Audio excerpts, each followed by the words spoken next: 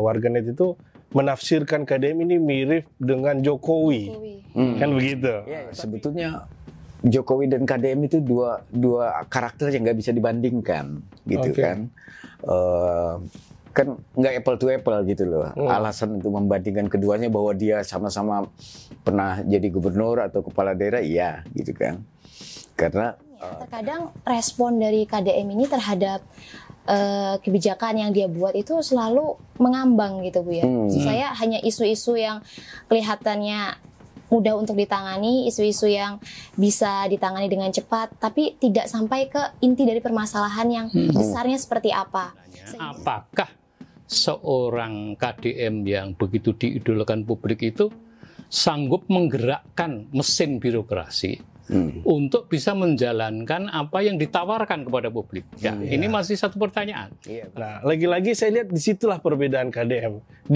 Dia itu ada level tersendiri gitu loh. Yang tadi saya sempat mengungkapkan itu. Posturnya beda sekali dengan Jokowi yang kemudian disamakan gitu loh. Mereka melihat KDM itu betul-betul plek Jokowi, kira-kira begitu.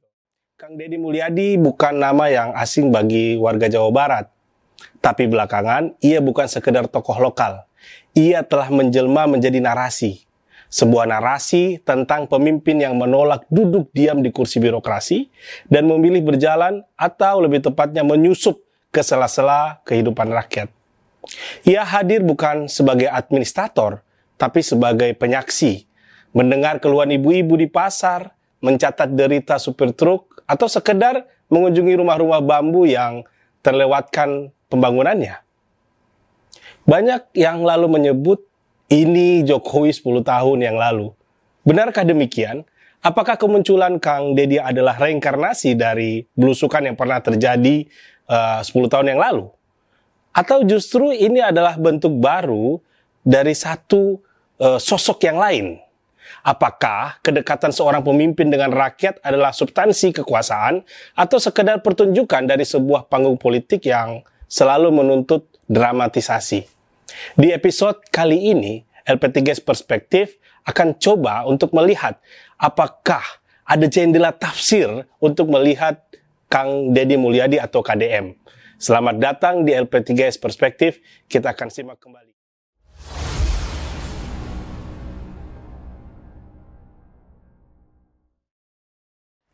Oke, di kesempatan yang baik ini kita akan berbincang dan juga ngobrol bareng bersama para narasumber yang luar biasa hebatnya. Di sebelah kiri saya ada Bapak Taftazani yang biasa kita sapa dengan Buya Tafta. Beliau adalah alumni dari Universitas UIN Syarif Hidayatullah dan juga merupakan alumni di LP3S. Dan juga ada di sebelah kiri saya yaitu Pak Ervan Mariono. Beliau adalah pengurus sekaligus peneliti senior di LP3S. Selamat siang. Selamat siang. Selamat siang. Gimana kabarnya Selamat Pak? sore. Sehat? Udah sore ya? Alhamdulillah. Alhamdulillah sehat-sehat. Oke, di perbincangan kali ini kita akan membahas sesuatu yang sangat marak di media sosial, di mana FYP, kemudian banyak sekali yang muncul di homepage rata-rata di media kita, yaitu berseliweran berita mengenai KDM. Apa sih KDM itu?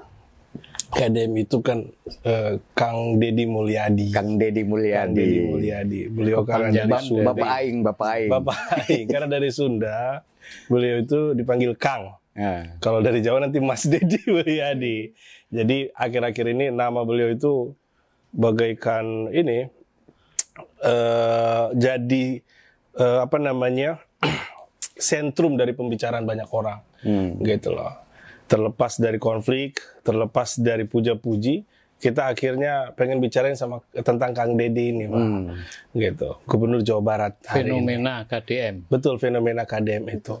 Karena fenomena KDM ini seperti kita tahu, dia merubah banyak hal.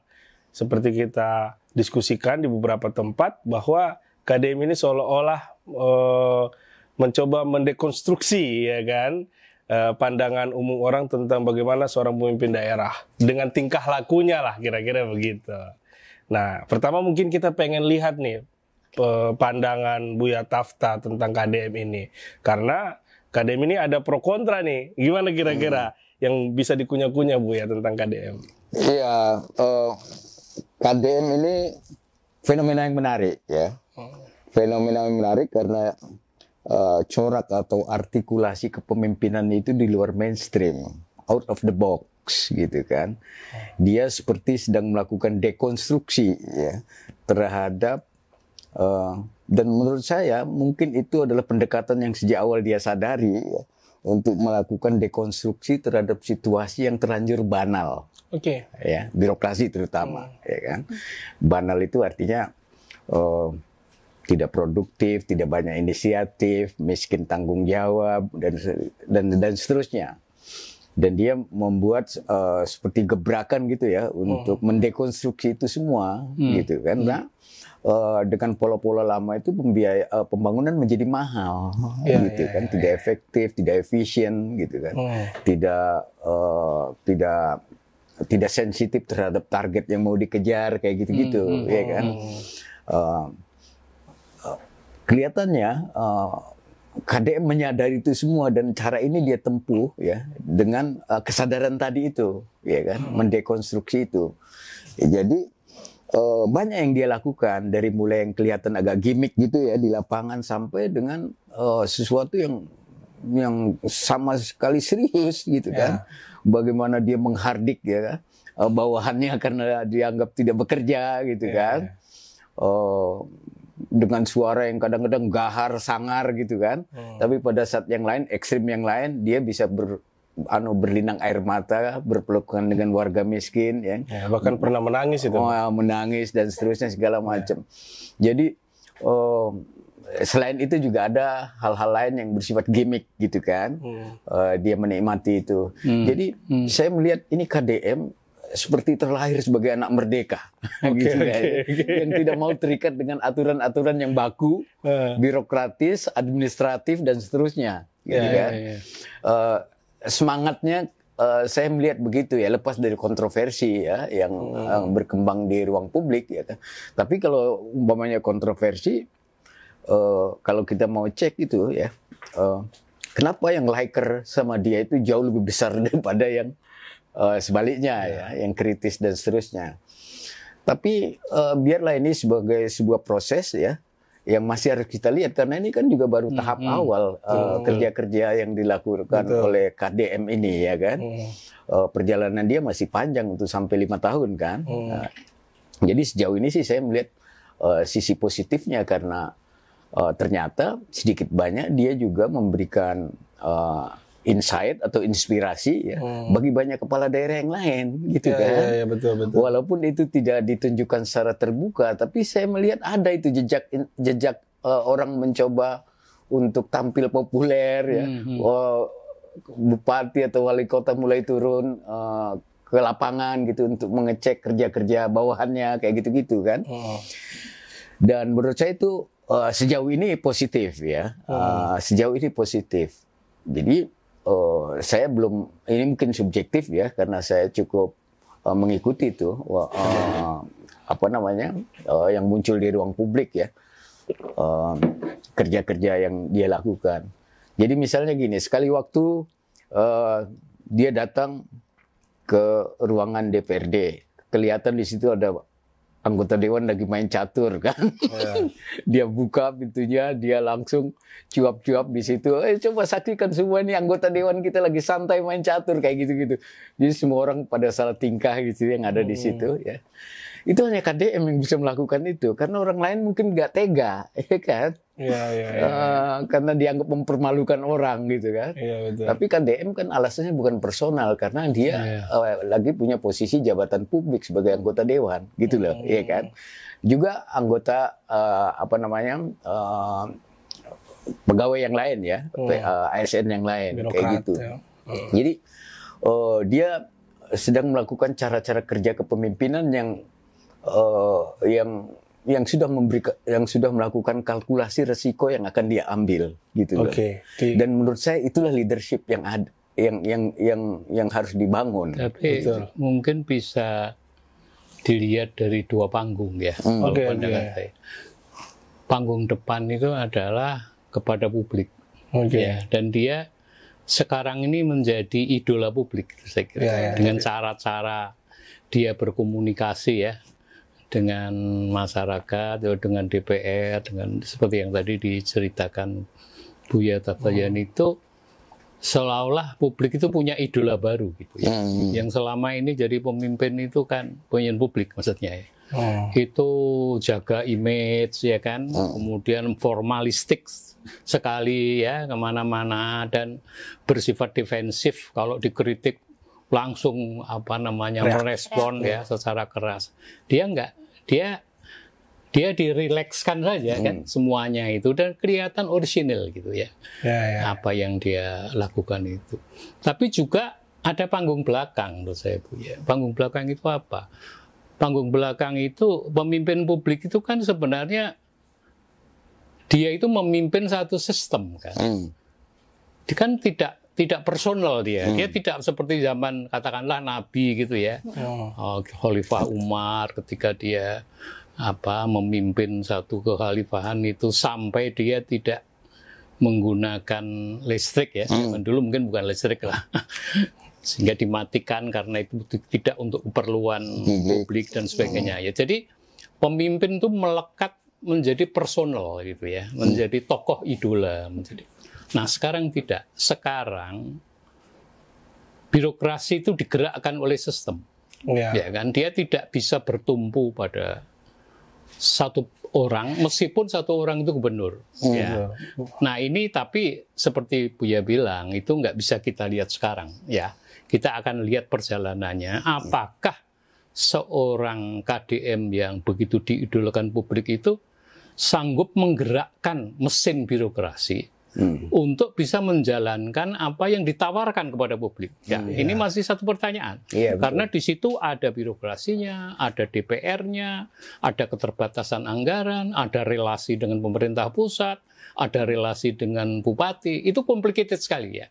Nanti kita lihat bagaimana cara dia mensiasati, apakah seplastis dia ketika berkomunikasi dengan publik ya. Kalau dia bisa memainkan peran itu, wah menurut saya luar biasa. Tapi sekali lagi jangan dilihat sekarang ya, karena masih baru permulaan masih panjang. Masih panjang. Ya kira-kira begitu ya. Jadi bagus sekali. Jadi bagus sekali. Dan Uci begini, jadi kalau kita tafsirkan sedikit ya. Jadi Buya itu memperlihatkan KDM itu seorang tokoh sebagai seorang leader itu ada upaya diskresi kira-kira terhadap aturan-aturan yang kuat. Kira-kira begitu. Jadi kalau dalam administrasi negara itu dalam evolusi kebijakan publik itu diskresi itu dibutuhkan. Tapi yang menjadi pertanyaan apakah diskresi itu efektif? Nah, itu pertanyaan muncul di Pak Ervan tadi itu. Apakah diskresi itu efektif? Kebijakan-kebijakan yang merombak sistem yang sudah mapan. Nah, itu bagaimana? Itu tidak mudah. Sangat tidak mudah. Kira-kira Buya, ketika ada kritik terhadap diskresi itu seperti apa Buya? Ya, ini harus didengar, ya, harus dicermati kritik ini karena penting dan KDM sendiri menyadari itu semua ya. Dia bilang saya butuh kritik. Jadi saya ini kan ibarat makan saya butuh sambal. Dia bilang gitu kan. Cara dia pedas mengapresiasi kritik ya kan. Kritik itu kan pedas tapi harus dinikmati kayak gitu-gitu. Cuma kan ini baru jawaban yang bersifat verbal kan. Yang bersifat retorik masih harus dibuktikan karena efektivitas kinerja itu kan nggak mungkin ditangani oleh satu orang, ya kan? Jadi dia harus bekerja melalui sistem. Nah, karena ini bagian dari upaya dia mendekonstruksi terhadap sistem yang dianggap banal ini, yang tidak produktif ini segala macam, maka terobosan seperti ini penting pada tahap awal, kan? Sangat untuk penting. merubah mindset mereka, gitu kan? Untuk merubah mindset mereka. Tapi ke depan, ya tentu saja selain dia melakukan kerja yang rutin seperti yang dia lakukan sekarang, yang kita sebut-sebut menyenangkan tadi itu turun ke lapangan, tapi juga dia harus bisa masuk dalam sistem, artinya sistem bekerja efektif ya. Karena kan tidak mungkin dia mengerti sedetail-detailnya semua hal yang menjadi tanggung jawab pemerintahan kayak gitu, ya kan? Jadi istilahnya menggerakkan aparat. Iya, menggerakkan aparat agar mindset mereka berubah, ya. Orientasi pada kerja, orientasi pada output, efisiensi dan seterusnya. Kan sebetulnya minat besar KDM itu adanya di situ. Nah, sekarang ini tahap yang baru dia lakukan kelihatannya ya, baru perform dirinya, belum muncul dalam wujud yang bersifat sistemik. ke depan dia harus mengarah ke sana gitu kan. Sehingga orang bekerja itu bukan karena mau dia kontrol gitu kan, tapi semua elemen, semua sektor itu bekerja bergerak atas inisiatif sendiri dan sebagainya, dan di situ evaluasi perlu dilakukan dari waktu ke waktu gitu kan. Nah, siapa yang mengevaluasi itu kira-kira? Ya, misalnya masukan-masukan yang bisa diberikan langsung oleh KDM karena dia kan terjun langsung, kan input langsung dari bawah, ya kan. Kalau misalnya ada proyek pembangunan infrastruktur yang dilakukan oleh kepala dinas tertentu, KDM kan harus bisa pastikan bahwa itu dari mulai tahap awal sampai akhirnya benar, tidak ada korupsi, tidak ada manipulasi dan seterusnya kayak gitu-gitu, ya kan. Gitu. Nah itu yang dibilang Buya soal korupsi itu menjadi penting sekali. Karena apa? Karena sebenarnya publik sekarang itu kan krisis kepercayaan tentang korupsi yang dilakukan oleh pejabat publik ya. Artinya komunikasi yang sudah baik ya, ada deskripsi dan segala macam itu harus ada satu gebrakan dari KDM membongkar korupsi ya. Tapi tidak sekedar membongkar, juga menjalankan mekanisme kerja yang antisipatif terhadap korupsi. Memang ini sedikit ada masalah ya, karena apa? Karena struktur dari provinsi itu kan berbeda dengan kabupaten. Kabupaten itu kan semuanya under control oleh bupati. Nah, kalau provinsi berbeda dengan DKI ya. Kalau DKI kan gubernur itu udah semua bisa terkontrol. Nah, apakah bupati-bupati dan aparat-aparat yang ada di kabupaten bisa bersama-sama KDM ya melakukan hal itu semua? Itu satu pertanyaan juga, gitu kan? Mungkin aparat di tingkat provinsi bisa ya, bisa jadi gitu. Tapi kalau misalnya Kabupaten Cirebon gitu, bisa nggak? Apalagi itu partainya lain gitu. Jadi yang saya sampaikan itu, saya tidak melawan optimisme. Saya optimis sekali dia bisa melakukan perubahan-perubahan ya, dan menginspirasi lah aparat dan pemerintah yang lain untuk melakukan perubahan sesuai dengan keinginan publik. Tapi itu mungkin terlalu besar kalau kita berharap hanya pada dia gitu. Jadi itu perubahan itu memang memerlukan kebersamaan dari semua. Karena sekarang ini otoritas wewenang itu terbagi. Ya, kalau zaman dulu kan sentralisasi kan, begitu yang kepalanya dipegang, yang lain ikut. Sekarang nggak bisa begitu. Masing-masing punya otoritas, punya kewenangan, dan punya maunya sendiri. Nah, ini problemnya. Bisa nggak itu tantangan? Dan menurut saya sih ada gejala KDM menyadari itu, karena itu kan di antara sekian banyak gubernur yang baru terpilih kemarin itu yang punya kemampuan membangun komunikasi yang cukup rileks dengan kepala daerah di bawahnya itu kabupaten, kota dan seterusnya KDM. Yang mulai tampak ya. Iya. Jadi dia rileks sekali komunikasinya karena itu tidak gampang. Pertama riwayat politik mereka berbeda, partainya berbeda dan seterusnya segala macam. Kadang-kadang itu menjadi halangan mereka untuk komunikasi, ya kan? Dia nggak peduli itu KDM itu mau dari partai manapun, kepala daerah itu dan seterusnya, mereka bisa bangun komunikasi dengan cair ya. Iya, cair karena saya melihat ini bukan soal gagah-gagahan atau gaya-gayaan ya, tapi dia sadar betul bahwa ya emang harus ada kolaborasi karena ada irisan yang cukup bersinggungan antara kepentingan provinsi dan kepentingan kabupaten gitu kan. Kayak gitu-gitu. Karena itu menurut saya mutlak langkah itu harus ditempuh dan mencairkan kebekuan komunikasi karena terlalu sadar terhadap otoritas masing-masing, ya kan? Karena rakyat kan nggak mikir itu semua, gitu kan? Yang mikir adalah jalan ini memang jalan kabupaten, tetapi kan nggak mungkin provinsi diam aja karena dia punya akses ke provinsi, gitu kan? Kayak gitu-gitulah. Iya. Jadi menarik Buya sebutan. Jadi gini Ci, kemarin itu kalau kita baca KDM, itu kan kita lihat apa yang tampak di sosial media. Kemudian banyak juga warganet itu menafsirkan KDM ini mirip dengan Jokowi. Kan begitu.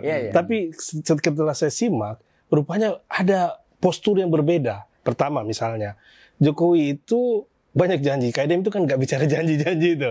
Kayak misalnya mobil SMK ada sebagainya. Dia nggak ada di situ. Dia nggak terjebak pada itu kan. Janji-janji bombastik gitu. Paling kebijakan dia yang diprotes masalah pendidikan di Barak dan sebagainya. Yang kedua, Jokowi itu tidak menghadapi apa yang dihadapi KDM sekarang, gitu loh. Dia dari wali kota, ya kan, bisa ngatur strukturnya, masuk ke DKI Jakarta agak mirip strukturnya, posturnya. KDM dari bupati naik ke gubernur, posturnya berbeda tuh. Seperti yang tadi diungkapkan, bahwa ada kekuatan-kekuatan lain, yaitu para bupati, wali kota yang juga pasti punya kebijakan sendiri. Apalagi kalau di belakang layar partainya bisa beda. Gitu. Nah, itu yang dihadapi berbeda antara Jokowi sama KDM gitu. Dan yang ketiga saya lihat latar belakang organisasi gitu loh. KDM itu punya latar belakang organisasi yang mungkin saya nggak tahu Jokowi juga waktu di UGM katanya punya latar belakang organisasi nggak. Artinya latar belakang organisasi ini membantu dia untuk mengkonstruk bagaimana kondisi atau menjalani organisasi di setiap level dia itu. Tapi sebelum Gimana? Kita minta komentar dari Buya, kalau kita lihat dari perkembangan atau hal-hal yang ditindaklanjuti oleh si KDM ini, kalau kita melihat secara dalamnya, terkadang respon dari KDM ini terhadap kebijakan yang dia buat itu selalu mengambang gitu Bu ya. Saya hanya isu-isu yang kelihatannya mudah untuk ditangani, isu-isu yang bisa ditangani dengan cepat, tapi tidak sampai ke inti dari permasalahan yang besarnya seperti apa. Sehingga seakan publik, misalkan tadi kita tahu Bu ya tadi menyentil tentang militer, seperti pendidikan anak yang nakal ditaruh di barak militer. Mungkin sebenarnya sebelum dimasukkan ke barak militer, itu kan banyak sekali dipertanyakan mengenai metodenya apa, kemudian sejauh mana analisisnya sehingga melakukan pendidikan di barak militer tersebut. Nah, kita juga perlu tahu apakah memang di barak militer itu menjadi satu-satunya solusi daripada si anak ini sendiri. Sebelum kita tahu mungkin ada latar belakang yang menjadi alasan kenapa anak-anak ini nakal seperti itu, sehingga apakah kebijakan-kebijakan yang cepat yang dibuat oleh KDM ini menjawab setiap permasalahan hingga ke akar. Bagaimana menurut Buya dan Pak Ervan gitu? Oke, saya menganggap bahwa KDM itu mendekati fenomena anak tadi itu pendekatan yang lebih pragmatis ya. Artinya dia ingin solve the problem gitu dengan cepat, kayak gitu kan, mencari solusi. Tapi sebagian orang yang mengkritik dia melihatnya ini sebagai simplistis, gitu loh, menyederhanakan, ya kan, kayak gitu. Dan kelihatan KDM tidak mau berdebat itu, dia ingin memberikan bukti, kelihatan menurut cara berpikir dia yang saya baca. Karena itu dia biarkan orang melakukan kritik segala macam kayak gitu, lalu sebagai jawaban dia datang ke barak militer dan melihat langsung bagaimana perubahan perilaku anak itu, bahkan disaksikan oleh orang tuanya apa segala macam. Ada anak yang terus kemudian setelah dari barak militer dia sadar bahwa selama ini dia tidak berbakti, dia macam-macam lah ya, ada pelukan segala macam. Jadi unsur human interest yang dia berikan sebagai jawaban itu kuat sekali gitu kan. Dan faktanya seperti itu gitu. Tapi meskipun begitu ya kan, kritik yang disampaikan oleh banyak orang bahwa itu terlalu simplistis ya, mengabaikan kompleksitas masalah, mengapa ada gejala anak nakal dan seterusnya. Iya, itu soal yang lain lagi ya kan. Lembaga pendidikan perlu mikir itu gitu kan. Orang tua juga harus punya PR soal itu dan seterusnya. Tapi sebagai cara untuk melakukan solusi secara cepat ya, yang ditempuh oleh KDM ya seperti itu gitu loh. Jadi biarkan kontroversi ini berlangsung ya kan. KDM berjuang harus memberikan bukti nyata, manfaatnya ada.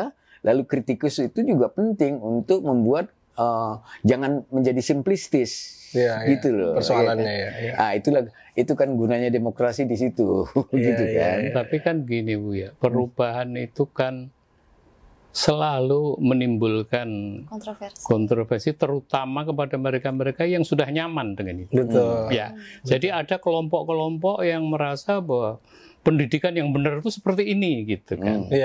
Itu menurut saya belum tentu benar juga, gitu ya. Jadi kalau saya cenderung saya justru setuju itu dengan apa yang dilakukan oleh KDM itu, karena saya pernah dengar juga wawancara dengan Helmi Yahya ya, kalau nggak salah itu timnya KDM itu, yang dia bilang sebenarnya Barak itu bukan itu maksudnya, bangun karakter.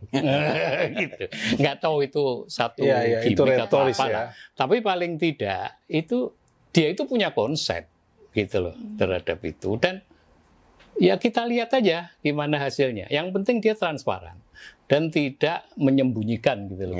Bahwa nanti kalau dia tidak berhasil kan publik juga bisa menilai kan, kan begitu, bahwa ternyata tidak menghasilkan itu gitu ya. Jadi dan cara mendidik anak itu kan bukan satu model menurut saya. Betul. Ada banyak model yang bisa, dan tidak ada satupun yang bisa mengklaim bahwa ini yang paling baik menurut saya. Ya, dan kritik-kritik yang disampaikan sejumlah orang ya berdasarkan disiplin berpikirnya masing-masing itu kan juga sedikit banyak berpengaruh terhadap praktek di barak militer itu, sehingga mereka tidak eksesif juga gitu kan. Jadi itulah gunanya gitu kan. Dan menurut saya sih apa yang dilakukan KDM ini adalah sebuah eksperimen ya yang dia tempuh terhadap problem yang sebetulnya harus ditangani segera gitu sebelum anak ini nakalnya kebablasan gitu kan. Ini kan masih pada level kenakalan remaja gitu kan. Tetapi kalau dibiarkan kan dia bisa menjadi kenakalan yang luar biasa gitu kan. Nah, kelihatannya KDM memberikan solusi terhadap efek yang lebih serius dari sekedar kenakalan remaja gitu kan. Nah, barak militer itu kan di sana ada kurikulum segala macam, dan KDM keluar biaya cukup besar itu untuk itu, menggaji narasumbernya, membiayai anak itu, bahkan pulangnya juga kasih ongkos, kasih biaya segala macam kayak gitu kan. Artinya jawaban KDM terhadap fenomena ini cukup kalkulatif ya, artinya penuh pertimbangan ya kan. Tetapi kritik yang disampaikan sejumlah orang tetap bahwa penting Tetap agar praktek pendidikan di barak militer walaupun waktunya terbatas itu tidak eksesif, tidak memperlakukan anak ini seperti serdadu gitu kan, kayak gitu-gitu. Iya, saya malah melihat ini adalah tindakan kalkulasi politik yang kuat gitu loh Bu ya. Besar sekali ya. Gitu. Kenapa? Kita tahu setelah pelantikan para kepala daerah kan mereka dibawa ke barak dulu tuh. Ini kan tafsir KDM terhadap kekuasaan pusat kira-kira begitu. Dan dia masukkanlah unsur dia dengan akrobat politik dia kira-kira begitu. Dan dia menang di situ gitu loh. Tapi memang banyak kritik dan sebagainya, dan dia bisa jawab bahwa yang tadi bahwa kritik itu sambal. Nah, lagi-lagi saya lihat disitulah perbedaan KDM. Dia itu ada level tersendiri gitu loh. Yang tadi saya sempat mengungkapkan itu. Posturnya beda sekali dengan Jokowi yang kemudian disamakan gitu loh. Mereka melihat KDM itu betul-betul plek Jokowi kira-kira begitu. Karena muncul dengan akrobat-akrobat politik, populis kira-kira dalam tanda kutip, sehingga muncul ada pandangan bahwa KDM jangan-jangan hanya melanjutkan Jokowi. Tapi dari obrolan ini kita melihat ada postur yang berbeda. Apalagi tadi kita sebut dia ada sempat wawancara di tempat lain itu dia bicara tentang bagaimana pengalaman dia di organisasi kayak begitu. Ya, kayak misalnya di Himpunan Mahasiswa Islam. Saya jujur saya ketemu KDM itu karena kegiatan HMI juga Bu ya. Oh gitu. Ada sentimen itu ya. Ada sentimen itu. Saya ketemu beliau di Purwakarta. Ya semoga aja beliau masih ingat ya kan. Jadi kata pertama yang saya ingat dari dia apa? Sampurasun. Tiba-tiba saya nanya ke teman saya. Dia baca ajimat apa itu kan? Rupanya sampurasun itu adalah khas Sunda untuk menyambut ya. Assalamualaikum. Jawabnya rampes katanya. Sampai sekarang orang pertama yang memperkenalkan sampurasun ya beliau KDM itu. Nah memang gayanya khas mulai dari jadi bupati di Purwakarta dan sekarang akhirnya banyak mata. Dulu kan hanya segmented gitu loh. Nah sekarang banyak mata melihat dia. Nah kira-kira kalau tadi pertanyaan Pak Ervan, kita lihat aja nanti, gitu. Nah, Buya punya penerawangan nggak tentang kita lihat aja nanti itu? Iya, banyak juga orang yang mengingatkan hati-hati loh, jangan-jangan ini fenomena Jokowi juga, gitu kan? Jadi nggak apa-apa juga, ya kan? Nggak apa-apa dalam pengertian. Ya, memang faktanya kan pernah kita alami fenomena seperti Pak Jokowi, ya kan? Terkesan memihak pada rakyat, personifikasi dari rakyat dan seterusnya. Ya, sama, saya juga tidak melihat dua karakter yang sama. KDM ini kan cukup artikulatif sebagai pemimpin ya. Dia orang Jawa bilang micoro. Bicara ya. Dia punya kemampuan bicara yang baik ya. Itu artinya rasional. Orang punya kemampuan bicara yang baik itu kan menjelaskan banyak hal. Pertama dia punya sikap percaya diri, yang kedua dia rasional, yang ketiga dia ngerti masalah. Kalau Jokowi itu punya kemampuan diam yang hebat. Nah, itu bedanya kan? Iya betul itu. Karena itu cara kita memahaminya juga harus beda antara Jokowi dengan KDM. Kalau Pak Jokowi kita harus memahami dari apa yang tidak dia katakan, tetapi kalau KDM kita harus pahami dari apa yang dia katakan. Dan harus dalami. Harus dalami. Yang satu pintar menyembunyikan pikirannya, yang kedua dia terbuka dengan pikirannya. Gitu loh, betul. Jadi artikulasinya dari berbeda. Segi itu aja udah berbeda. Udah beda kan? Posturnya ya. Kayak gitu-gitu. Nah, yang kedua, banyak juga orang menganggap bahwa KDM ini sebetulnya ini jago pencitraan juga nih, gitu kan. Itu gimana itu? Karena itu dia cukup pintar itu membuat framing di medianya segala macam ya. Saya bilang ya nggak bisa dihindari juga kan main di media sekarang ini. Tapi yang membuktikan bahwa itu sekedar citra diri atau pencitraan ya, ya kita lihat ada prosesnya. Yang disebut pencitraan itu kan sebetulnya karena nggak ada bukti substansi. Ya, dari apa yang dia lakukan itu betul-betul barang kemasan semua, nggak ada isinya, gitu kan. Kalau umpamanya ada isinya, dia walaupun ada frame media nggak bisa dong disebut pencitraan karena ada yang harus dia pertanggungjawabkan, gitu loh. Ada barangnya lah. Nah, yang satu otentik, yang satu tidak otentik, gitu kan. Betul. Dan itu akan kelihatan pada respon publik nanti, gitu. Karena pencitraan itu sekarang semakin mudah dilihat. Ternyata dia hanya kemasan aja tuh, gitu. Isinya nggak ada, gitu. Iya. Tapi kalau yang sedang dilakukan oleh KDM, ya saya emang mengemas, tapi ada isinya, gitu loh kira-kira. Iya kan? Kan apa namanya berlaku sebuah dalil ya. Apa itu dalilnya? Jadi bukan keburukan aja yang menular, kebaikan juga menular karena itu harus ditularkan. Itulah gunanya packaging, kemasan, ya. Branding. Karena itu harus ada yang di brandnya, apa yang kita sebut substansi, gitu kan. Nah, kalau maunya branding nggak ada isinya, kan itu yang kita sebut dengan pencitraan. Kosong. Gitu. Kosong. Hanya main di ruang publik untuk mendapatkan citra diri yang baik, gitu. Tapi orang nggak punya alasan kebaikannya mana, gitu loh. Iya kan? Betul. Kayak gitu. Nah, taruhan KDM itu ada di situ, ya. Taruhan KDM, makanya seperti yang Mas Ervan bilang,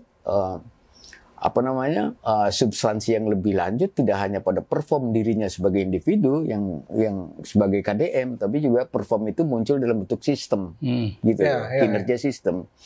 Nah, tetapi yang dilakukan KDM sekarang ini pada tahap awal ini saya kira sudah benar, ya kan? Karena kultur birokrasi kita di mana-mana pemalas, gitu loh. Seperti itu. Harus didobrak lah. Harus didobrak dulu, harus semacam icebreaker dulu gitu loh. Ada memecah kebekuan dulu. Dan KDM kelihatan melakukan itu, ya. Memecah kebekuan itu. Nah, kan birokrasi itu dia punya alasan untuk malas, untuk tidak banyak inisiatif dan seterusnya. Karena kerja atau nggak kerja kan dia digaji. Dia tidak dihukum oleh rakyat secara politik. Yang dihukum kan adalah gubernur atau kepala daerahnya.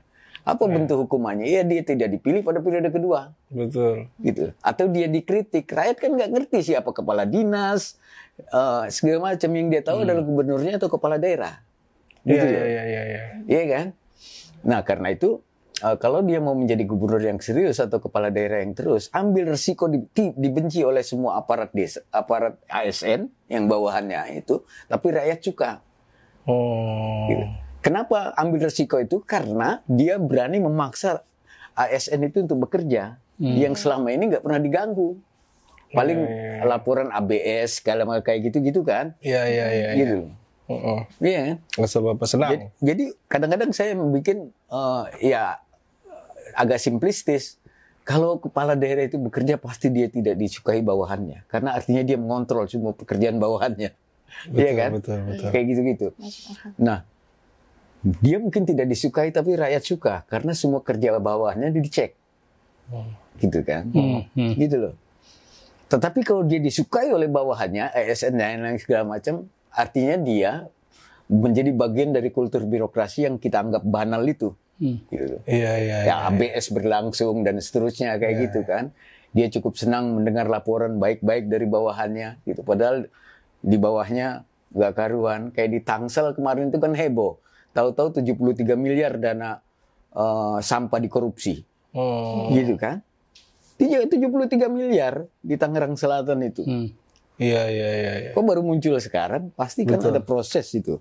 Jadi menarik nih Buya Tafta nih. Jadi gini, Uci. Jadi tadi Pak Irfan bicara tentang panggung gitu kan. Iya, betul. Jadi panggung mana? Panggung belakang, panggung depan.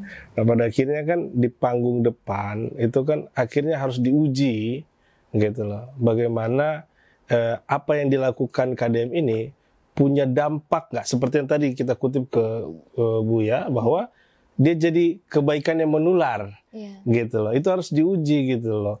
Nah bisa nggak kalau misalnya kita lihat postur birokrasi kita dan sebagainya kompeten atau match nggak sama kemunculan KDM ini? Nah, kira-kira pertanyaan itu ke Pak Irfan, muncul nggak?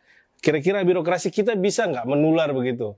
Atau jangan-jangan dia hanya selesai di KDM aja, atau selesai di Jawa Barat, gitu? Gini, saya sebelum ke situ ya, saya ingin menjelaskan sedikit perbedaan dua tokoh ini tadi ya. Tadi sudah dijelaskan baik sama Buya. Saya ingin menambahkan mengenai background organisasi. Kedua ini beda sekali. Ya, Pak Jokowi itu tidak pernah kansah di bidang politik kan. Partai politik dia tidak bukan pernah. Aktivis ya. Bukan aktivis.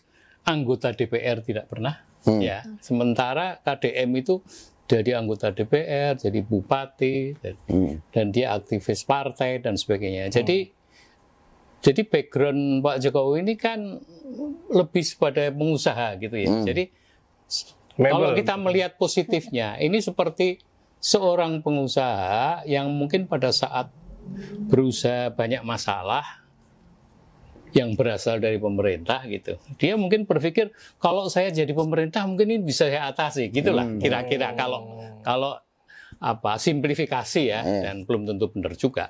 Tapi paling tidak itu backgroundnya. Nah kalau ini tidak, kalau ini orang yang sudah tahu susah dan seluk-beluknya bermain di bidang politik ya, quote and quote. Artinya menurut saya dia lebih lebih banyak belajar di situ gitu, sehingga backgroundnya akan lebih baik. Nah soal bagaimana, jadi gini, ibaratnya kalau kita melihat selintas itu seperti mirip gitu, dua ini. Tapi kalau kita dalami lebih dalam, makin lama makin kelihatan bedanya. Itu yang ingin saya sampaikan. Jadi seolah-olah kok sama-sama pencitraan, jangan-jangan terulang seperti dulu. Kalau kita melihat di permukaan mungkin begitu. Tapi kalau kita dalami satu persatu kelihatan bahwa dua itu beda. Backgroundnya beda, cara kerjanya beda dan sebagainya. Ya. Nah, soal apakah ini menular, ini saya kira pertanyaannya yang salah gitu. Karena itu sulit sekali. Menular kebaikan itu sulit sekali. Meskipun pepatahnya bagus ya. Ya, kalau menular keburukan itu gampang ya. Kalau menular kebaikan itu susah. Itu gunanya kekuasaan. Iya, karena di situ bergelut banyak kepentingan ya. Bergelut banyak relasi, bergelut banyak aturan-aturan kan begitu seperti yang saya bilang. Karena ya, masing-masing itu tadi dia punya otoritas, punya anggaran, punya kepentingan politik, punya agenda lain dan sebagainya gitu ya. Jadi ini cuman berharap aja kita bisa begitu. Tapi sekali lagi akan tertular kalau basisnya itu adalah sistem atau peraturan gitu. Jadi kalau misalnya dia sebagai gubernur bisa membuat aturan-aturan yang aturannya itu mengikat berbagai bupati untuk menjalankan cara kerja dia. Itu kita masih bisa berharap. Ya. Tapi kalau sekedar seperti himbauan Bu ya, saya kok nggak begitu yakin itu bisa menular. Karena orang bekerja berdasar sistem ya. Bahkan dengan sistem itu pun orang bisa sembunyi-sembunyi gitu loh. Kan itu problemnya. Jadi niat baik itu bukan jaminan gitu loh, ingin saya katakan dalam kerja birokrasi. Kira-kira Buya, kalau kita lihat dari perspektif pengalaman Buya kira-kira, sosok KDM ini, kalau misalnya Buya seakan-akan ketemu KDM ini, kira-kira apa yang pengen disampaikan KDM ini? Iya. Ya seperti sekarang ini, ya kan? Kan bahkan juga ada orang, wah ini pantas nih jadi presiden ke depan segala macam kayak gitu-gitu. Dalam survei indikator kemarin itu kan luar biasa dari 5 kepala daerah ya.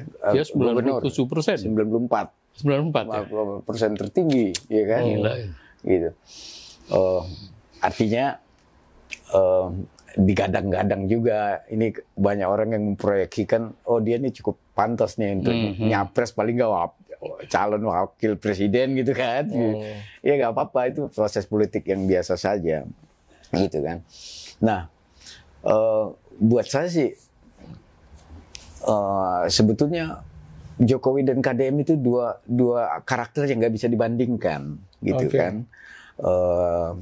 Kan nggak apple to apple gitu loh. Alasan untuk membandingkan keduanya bahwa dia sama-sama pernah jadi gubernur atau kepala daerah, iya gitu kan. Karena KDM ini punya karakter personal yang sama sekali berbeda, ya kan. Dari sisi kapasitas intelektualnya, kapasitas leadershipnya dan seterusnya, gitu kan. Kemampuan komunikasi publiknya dan seterusnya, gitu.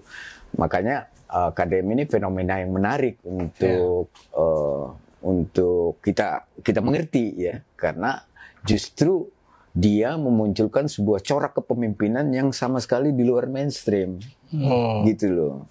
Dan dia menarik perhatian publik justru karena sudah jengah dengan corak kepemimpinan mainstream yang sekarang ini. Terlalu birokratis, terlalu sadar kekuasaan, terlalu protokoler dan seterusnya kayak gitu. Iya kan? Nah, KDM itu adalah menjawab harapan publik yang mengendap itu. Begitu muncul jenis kepemimpinan dia, harapan itu muncul ke permukaan. Gitu loh. Iya kan? Sama lah dengan fenomena Jokowi awalnya, gitu kan. Ada juga yang mengkritisi juga ada. Jadi Jokowi itu kan fenomena yang muncul pada saat rakyat kebanyakan itu lapar terhadap jenis pemimpin yang merakyat, gitu. Di luar elit lah. Di luar elit, karena elit mereka udah muak semua, gitu loh. Jadi dia adalah produk dari halusinasi, ya kan? Nah, itu menarik. Harapan rakyat ya terhadap pemimpin yang baik, dan Jokowi tahu betul bagaimana memanfaatkan harapan itu. Karena itu dia nggak banyak ngomong, sebab kalau banyak ngomong ketahuan. Ya kan? Berlayar dengan angin halusinasi lah. Gitu. Dia main-main dengan gerakan yang sifatnya simbolik aja kan, masuk ke gorong-gorong apa gitu, keliling-keliling kayak gitu-gitu. Ya sudahlah, itu menjadi jejaknya Pak Jokowi. Kita bukan di situ lagi sekarang, gitu kan. Biarkan dia menjadi catatan sejarah politik kita, walaupun sekarang belum selesai, gitu kan. Tapi fenomena KDM ini buat saya untuk sementara ini saya menganggap sebagai gejala yang cukup positif ya, lepas dengan segala kontroversinya, karena diam-diam sebetulnya dia memberikan inspirasi bagi banyak kepala daerah yang lain untuk memunculkan jenis kerja kepemimpinan yang berbeda, yang tidak terlalu protokoler, komunikasi publiknya lebih rileks dan seterusnya. Proses desakralisasi terhadap birokrasi, lalu dia juga menghancurkan sekat-sekat politik ya, yang membuat mereka nggak bisa komunikasi secara bebas dengan kepala daerah di bawahnya, gitu, dan seterusnya, kayak gitu. Itu yang saya maksud. Dia adalah fenomena yang melakukan dekonstruksi terhadap struktur yang sudah baku ini dan bahkan cenderung banal ya, gitu, terutama di lingkungan birokrasi. KDM ini bisa melakukan satu hal untuk 3 jenis karakter yang melekat pada dirinya. Pertama, dia sadar bahwa dia punya kekuasaan, ya kan, sebagai gubernur, ya kan. Yang kedua, sebagai individu ya, sebagai pribadi, dia juga punya empati ya terhadap rakyat miskin, ya. Yang ketiga, dia juga orang yang senang bersenang-senang gitu kan. Dia joget-joget dan seterusnya. Dia menikmati lah. Menikmati. Fun segala macam kayak gitu. Jadi ini anak merdeka betul gitu kan. Dia bisa jalankan ketiga kecenderungan tadi itu ya pada saat yang sama gitu. Pada saat dia jadi gubernur. Iya kan? Iya. Dia bisa joget-joget di panggung, ya kan? Betul. Lalu dia juga bisa mendekap kakek-kakek tua atau nenek-nenek tua, ya, sambil berurai air mata. Tapi pada yang sama dia juga bisa menghardik orang dengan suara yang sangar, gitu kan? Kayak gitu-gitu. Ketiganya ini melekat pada diri dia, ya kan? Tentu melahirkan ada kontroversi di situ, ya kan? Karena dianggap eksesif, ya, macam-macam. Termasuk juga soal apa tadi itu yang bersifat gender tadi, ya, agak vulgar gitu. Iya, kayak gitu-gitu. Iya, betul, menarik. Tapi sekalian Gimana? nanti saya ingin minta pendapat dari Pak Ervan juga sama Buya. Setelah kita mendalami tentang KDM tadi, kita kan juga sebagai masyarakat tentunya tetap harus berhati-hati terhadap pemimpin yang populis. Karena di balik itu tentu ada agenda besar yang kita belum ketahui.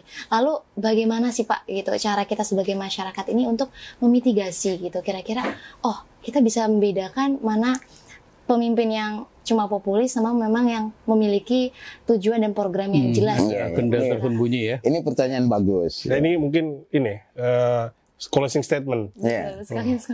Ini pertanyaan bagus karena itu saya tetap menganggap bahwa pergerakan KDM dengan segala artikulasinya itu, ya, dengan segala corak kepemimpinannya tetap harus dikritisi. Ya. Itulah gunanya demokrasi, karena tidak ada orang yang sempurna, ya kan. Dia mungkin punya niat baik, program baik dan segala macam, tapi kan programnya belum tentu bisa kita kontrol baik, gitu kan. Itu gunanya kritik. Gitu. Jadi kita tidak pernah bisa menyalahkan orang sepenuhnya, tapi juga pada yang sama jangan merasa benar semuanya apa yang dia lakukan, gitu kan. Nah, saya justru menganggap bahwa semua kritik yang disampaikan sejumlah orang terhadap KDM itu terus penting untuk dilakukan, ya kan. Tapi juga jangan jangan generalisasi gitu loh, ya kan. Lihat detail kasusnya segala macam.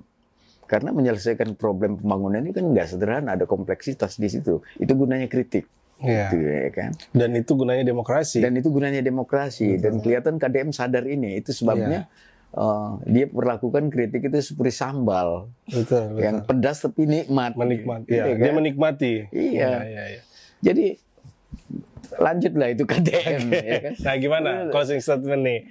Perjalanan dia masih panjang yang harus kita evaluasi. Kita ke Pak Ervan, gimana nih closing statement tentang KDM ini? Bisa Bapak sangkutkan sama Jokowi.